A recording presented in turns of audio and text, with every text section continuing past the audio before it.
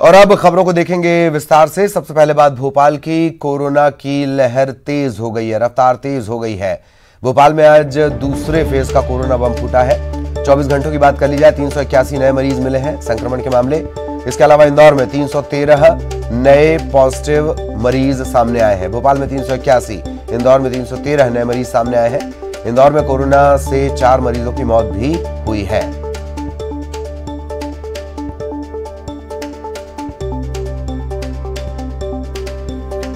तो भोपाल इंदौर में कोरोना की लहर, जो 24 घंटे के आंकड़े हैं परेशान करने वाले हैं। 24 घंटे में 381 नए मरीज मिले हैं, संक्रमण के मामले सामने आए हैं भोपाल में। इंदौर में 313 नए मरीज सामने आए हैं।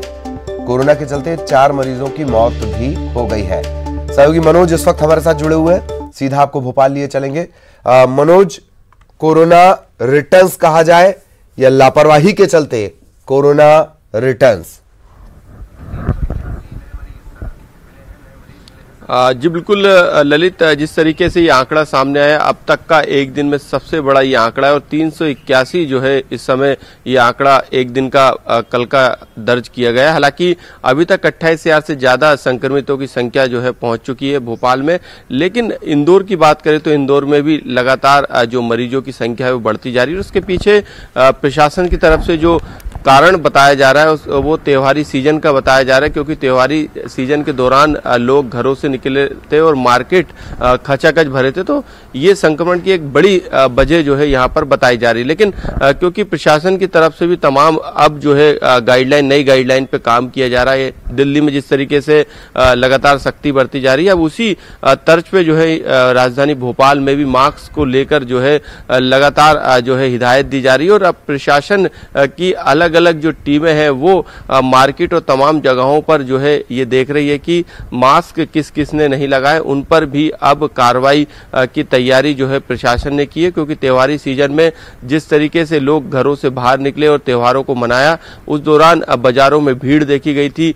यही कारण था कि यह संक्रमण अब तेजी से जो है राजधानी भोपाल के साथ इंदौर में फैलने लगा है। और लगातार जो मरीजों की संख्या है ललित, तो वो आंकड़ा जो है लगातार बढ़ता जा रहा है। ऐसे में प्रशासन के सामने सबसे बड़ी चुनौती, हालांकि नरोत्तम मिश्रा जो कि गृह मंत्री, उनसे जब लॉकडाउन के बारे में पूछा गया कि मध्य प्रदेश में दिल्ली की तरह क्या सख्ती और लॉकडाउन की जरूरत है, तो उन्होंने ये साफ तौर से कह दिया कि इस विषय पर अभी किसी तरीके का विचार या प्रस्ताव नहीं आया है। यानी अभी सरकार किसी भी लॉकडाउन की तरफ जाने के लिए तैयार नहीं है, किसी तरीके का विचार सरकार के स्तर पर नहीं किया जा रहा। लेकिन जो दिशा निर्देश सरकार की तरफ से जिला कलेक्टरों को दिए, उसका पालन जरूर किया जा रहा है। चलिए, उसका पालन जरूर किया जा रहा है। वैसे कुछ लोग लतीफे भी कह रहे हैं कि वो तो भला हो, मध्य प्रदेश में चुनाव आ गए, कोरोना थोड़ा सा डर गया, वरना ये आंकड़े तो पहले भी आ सकते थे। बहुत बहुत शुक्रिया आपका मनोज, इस तमाम जानकारी के लिए। सहयोगी मनोज हमारे साथ जुड़े हुए थे, लगातार उनकी नजर बनी हुई है कोरोना को लेकर। अब क्या चिंता जताई जा रही है, इस पर भी बात करेंगे। चिंता वैसे कंप्यूटर बाबा को भी है। जेल से रिहा होते ही कंप्यूटर बाबा को भगवान याद आए हैं। 11 दिन बाद जेल से जब वो रिहा हुए तो हरिद्वार के लिए रवाना हो गए। कह रहे चैन से पूजा पाठ करूंगा। 15 दिन हरिद्वार में ही रहेंगे कंप्यूटर बाबा, उसके बाद दूसरे स्थानों की वो यात्राएं करेंगे, देव स्थानों की, और 1 महीने तक भगवान की भक्ति में लीन रहेंगे। वैसे उनके नाम के आगे शब्द लगा है बाबा।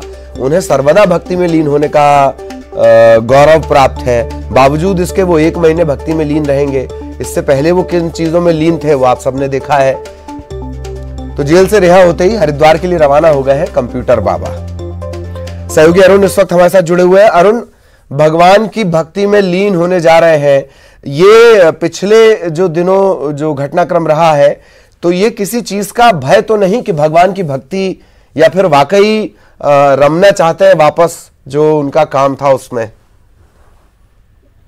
बिल्कुल, देखिए, जब उनके आश्रम तोड़ दिए गए और अवैध गतिविधियां उनके आश्रम पे चलती पाएंगी, उसके बाद से बाबा को भी लग रहा था कि उनकी छवि कहीं न कहीं धूमिल हुई है। और यही वजह है कि 11 दिन तक जब जेल में रहे और उसके बाद उन्होंने मंथन किया होगा कि उनकी जमानत के लिए उन्हें एड़ी चोटी का जोर लगाया, लेकिन जमानत नहीं हो पाई थी। लेकिन जब उनको जमानत मिली तो वो सीधे हरिद्वार के लिए रवाना होगा, क्योंकि इनकी आश्रम में रुकने की जगह ही नहीं है, क्योंकि उनके आश्रम तोड़ दिए गए हैं। शायद ये वजह है कि वो सीधे हरिद्वार के लिए रवाना होगा। 1 महीने तक वो देवस्थानों की यात्रा करेंगे और उसके बाद वो अभी फिलहाल उनका इंदौर आने का कोई कार्यक्रम भी नहीं है। उनसे पूछा गया आप इंदौर आएंगे, तो उन्होंने कुछ भी वो बता नहीं पाए। दूसरा, वो मीडिया से अक्सर मीडिया फ्रेंडली वो रहते थे, अक्सर बातचीत करते थे, लेकिन वो मीडिया से कोई उन्होंने बात नहीं की। सिर्फ यही कहा कि सत्य की जीत हुई। तो बाबा इस बार मीडिया से ही बच के नजर आए और लगता है उनको एक तरह से सबक मिल गया है जब उन्होंने लोकतंत्र बचाओ यात्रा निकाली उसके बाद। दरअसल पुलिस का तरीका ही ऐसा होता है, बड़े बड़े लोगों की आस्थाएं बदल जाती हैं, ये भी एक वजह हो सकती है। 11 दिन सरकारी मेहमान रहे हैं। बिल्कुल, अब वो जेल में रहे इसलिए शायद उनकी आस्थाएं बदली हैं, और यही वजह है कि अब वो भगवान की भक्ति में ज्यादा लीन नजर आ रहे हैं। जी जी, चलिए बहुत बहुत शुक्रिया अरुण आपका इस तमाम जानकारी के लिए। कुछ दिलचस्प जो लोग होते हैं उन्होंने इस बात पर भी मौज ले ली। बाबा जब गए थे सफेद कपड़े पहनकर गए थे, आए हैं तो कपड़े भगवा कलर के हो गए हैं।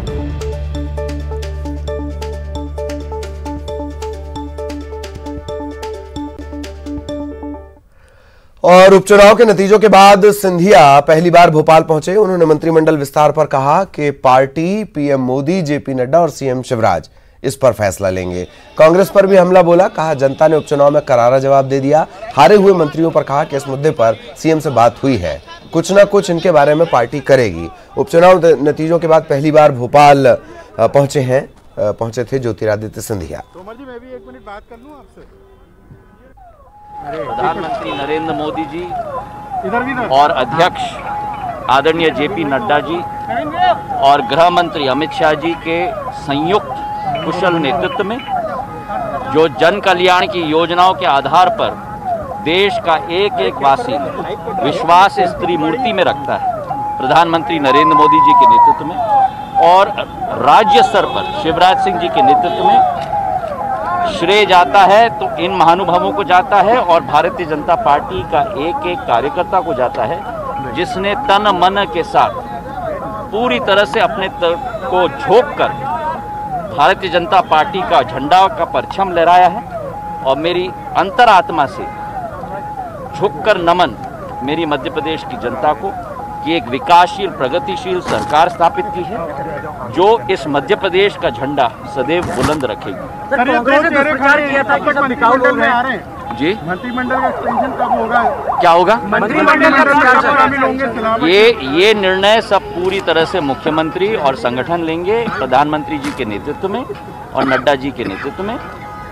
जो भी निर्णय लिया जाएगा इनके द्वारा लिया जाएगा और उचित समय पर लिया जाएगा, इसका पूरा विश्वास। कांग्रेस ने विचार किया था कि गद्दार है, बिकाऊ है, क्या कहेंगे कांग्रेस को? मैं तो इतना ही कहूंगा कि जनता ने कांग्रेस को बड़ी अच्छी तरह से जवाब दे दिया था और जो मैंने स्पष्ट करके कहा था कि 3 तारीख का इंतजार करो, 10 तारीख को डब्बा खुलेगा और जनता का जवाब कांग्रेस के चेहरे पर पूरी तरह से दिया जाएगा और जनता ने जवाब दे दिया है। सर, अशोक सिंह जी क्या उनके गार्डन पे कार्रवाई हुई है, कह रहे हैं कि आपके इशारे जी नहीं, ये तो स्वाभाविक है कि जो भी हमारे मंत्री हैं जो दुर्भाग्यपूर्ण है और बहुत दुख है हमें, पर जो भी हारे हैं जरूर अपना उनकी चर्चा हो गई है मुख्यमंत्री से। ये जिस तरीके से मैं देख भी रहा हूँ उछाला जा रहा है, उनकी पहले दिन ही चर्चा हो गई थी मुख्यमंत्री। देखिए, इस पर मैं कोई टिप्पणी नहीं करूंगा, ये पूरी तरह से संगठन तय करेगा। जो संगठन तय करेगा, मैं भारतीय जनता पार्टी का कार्यकर्ता हूँ, इन सभी की तरह मैं भी कार्यकर्ता हूँ और कार्यकर्ता के रूप में ही हमने सब में मिल के काम किया है और जिसने मेहनत किया है, परिश्रम किया है, उसे भारतीय जनता पार्टी काबिलियत के आधार पर सदैव आगे करती है, क्योंकि ये संगठन का। तो 2 बातें गौर करने वाली बात, जैसे कि तोमर साहब ने कहा था, नरेंद्र सिंह तोमर ने, कि थोड़ा वक्त लगेगा। आजकल सिंधिया भी अंतरात्मा की बातें करते हैं, जनता को अपना भगवान बताते हैं। दूसरा कि जब सिंधिया बातचीत करना शुरू करते हैं, इस बात पर गौर करिए कि तुलसी सिलावट क्या उछालते हुए नजर आते हैं। इधर ज्योतिरादित्य सिंधिया भोपाल पहुंचने पर एयरपोर्ट से सीधे संघ के कार्यालय गए। तकरीबन 1 घंटे तक उन्होंने समिधा में वक्त बिताया। संघ का कार्यालय है समिधा। सिंधिया के साथ प्रद्युम्न सिंह तोमर, तुलसी सिलावट, गोविंद सिंह राजपूत, महेंद्र सिसोदिया, ओपीएस भदौरिया वो भी मौजूद थे। नहीं, मैं तो केवल प्रणाम करने और मिलने आया था। आपके सर सहयोगी भी आए हुए हैं सर, जो मंत्री हैं वो। हम लोग सब जनसेवक हैं, कोई मंत्री नहीं है, कोई विशेष नहीं है, कोई खास नहीं है, सभी आम हैं और सेवक हैं। तो अगर ये सेवक होना और आम होना होता हो तो हर कोई चाहेगा कि वो भी आम और सेवक बन जाए। इधर मुरैना से हारे रघुराज कंसाना का न्यूज़ 18 से बातचीत में दर्द छलक गया। उन्होंने कहा कि वो भितरघात की वजह से चुनाव हारे हैं और अपनी बात उन्होंने संगठन तक पहुंचा दी है। पार्टी को ऐसे भितरघातियों पर कार्रवाई करनी चाहिए। अब रघुराज कंसाना ने आरोप लगाया तो रुस्तम सिंह ने जवाब दिया। वो भी एक नेता है, मुरैना से ही आते हैं। उन्होंने कहा कि कंसाना को बीजेपी की वजह से ही इतने वोट मिले हैं। रघुराज कंसाना के भितरघात वाले बयान पर ज्योतिरादित्य सिंधिया और नरेंद्र सिंह तोमर ने कहा कि इस मुद्दे पर पार्टी के अंदर चर्चा होगी। फग्गन सिंह कुलस्ते ने कहा कि इस मामले में संगठन सही समय पर सही फैसला लेगा। कोई कारण नहीं है घर से, मतलब पार्टी से। हाँ, पार्टी के लोग हैं कुछ जिन्होंने पार्टी के संग भितरघात की है, निश्चित रूप से है। कौन लोग हैं वो? वरिष्ठ लोग हैं। पार्टी का मैटर पार्टी के भीतर की बात है तो पार्टी के भीतर ही कहेंगे उसको। जनता के बीच में तो हो सकता है कल कार्रवाई नहीं हो पाई उन पर, तो कार्रवाई होना बहुत जरूरी है। शहर में भी वोट उनको मिला, देहात में उनको वोट अपेक्षा से ज़्यादा मिला और सबने काम किया है। मैं ऐसा नहीं मानता। उनको थोड़ा बड़ा मन करके ये कहना चाहिए कि मैं हार स्वीकार करता हूँ और कोई कमी रहेगी उसको ठीक करेंगे। ये कहने के बजाय आरोप इधर उधर करना हमारी भारतीय जनता पार्टी की उसके अनुरूप है नहीं। बाकी उनका भाव है, वो कह सकते। पूरा विश्लेषण हम करेंगे। आज हम लोग बैठने वाले थे पर आपको भी मालूम है और आपके द्वारा मैं अपनी दिल की गहराइयों से शोक और संवेदनशीलता भी हमारे मुख्यमंत्री और उनकी धर्मपत्नी के प्रति देना चाहता हूं कि उनके ससुर जी का देहांत हुआ था कल। मैंने चर्चा भी की थी और उचित समय में हम लोग पूरी तरह से बैठकर विश्लेषण करेंगे। मंत्रिमंडल विस्तार के मामले में जब मुख्यमंत्री जी आवे तो उनसे आप पूछिएगा। मुख्यमंत्री जी का विशेषाधिकार है, जब वो तय करेंगे तब आगे काम करेंगे। मुरैना में रघुराज कंसाना का कहना है कि बीजेपी की कुछ भितरघात किया कुछ नेताओं ने, इस वजह से उनकी हार। वो पार्टी में जो अधिकृत लोग हैं उसका विचार करेंगे, उसमें क्या। देखिए, ये तो चुनाव में हार जीत होता है। आखिर में 28 में से 19 सीटें जीतना, ये भी तो कार्यकर्ताओं की मेहनत पर जीत हुई है। और इसलिए देखिए, हम ये कहना कि इनके कारण हुआ, वो परिस्थितियों के बारे में आकलन करेंगे, परंतु चुनाव परिणाम देखिए बहुत बेहतर आए हैं और सब कार्यकर्ताओं ने जी जान से मेहनत किया और विकास के नाम पर मध्य प्रदेश की जो जनता है, जिन क्षेत्रों में चुनाव हुए हैं वो विकास के नाम पर वोट दिया है। और इसलिए शिवराज जी ने पिछले 15 वर्षों तक काम किया मध्य प्रदेश में, उसका ये नतीजा है। ब्रेक के बाद खबर बालाघाट से। बालाघाट के मनरेगा मजदूरों को अब साल में 200 दिन काम मिलेगा। मुख्यमंत्री शिवराज सिंह चौहान ने कलेक्टर और एसपी के साथ बैठक में काम के दिन बढ़ाने के आदेश दिए हैं। इसके साथ ही सीएम शिवराज ने अधिकारियों को और भी कई निर्देश दिए। सीएम ने बैठक में सड़क संपर्क योजना की जानकारी भी ली है।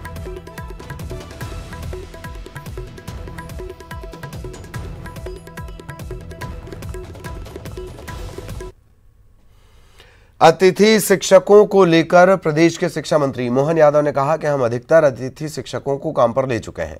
जो बाकी बचे हैं उनके लिए भी 1 या 2 दिन के भीतर फैसला हो जाएगा। जिनको नियमित पद पर रखना है उनके लिए भी निर्णय ले लिया गया है। मैंने जो निर्णय किए ये आत्मनिर्भर भारत के अध्ययन अंतर्गत ही आते हैं, जिसके माध्यम से हमारे सभी विश्वविद्यालय महाविद्यालय में उच्च गुणवत्तापूर्ण माहौल बने, हमारे यहाँ प्लेसमेंट अधिकतम हो जाए, हमारे अपने महाविद्यालयों की जो गणना भारत के अच्छे विश्वविद्यालय और अच्छे महाविद्यालय में हो जाए और विश्व में जो परिदृश्य चल रहा है उस हिसाब से हमारे यहाँ चले। लेकिन बड़े पैमाने पे जैसे रोजगार की बात कही तो हमने 5% जो नियुक्तियां दी है। भोपाल के करोंद में अमन कॉलोनी में पुलिस टीम पर ईरानी लोगों ने हमला कर दिया। इसमें कई पुलिसकर्मी घायल हो गए। इन्हें इलाज के लिए अस्पताल में भर्ती करवाया गया है। पुलिस के जवान यहां धोखाधड़ी के मामले में गिरफ्तारी के लिए पहुंचे थे, तभी लोगों ने लाठी डंडे और पत्थरों से हमला बोल दिया।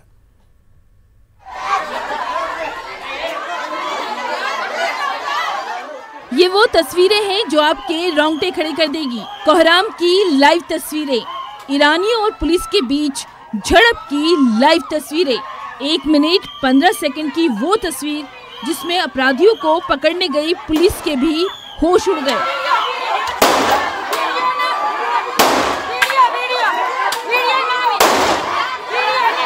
पुलिस के भी पसीने छूट गए। तस्वीरों में साफ देखा जा सकता है कैसे हालात पर काबू करने के लिए पुलिस वालों को हवाई फायर करना पड़ा।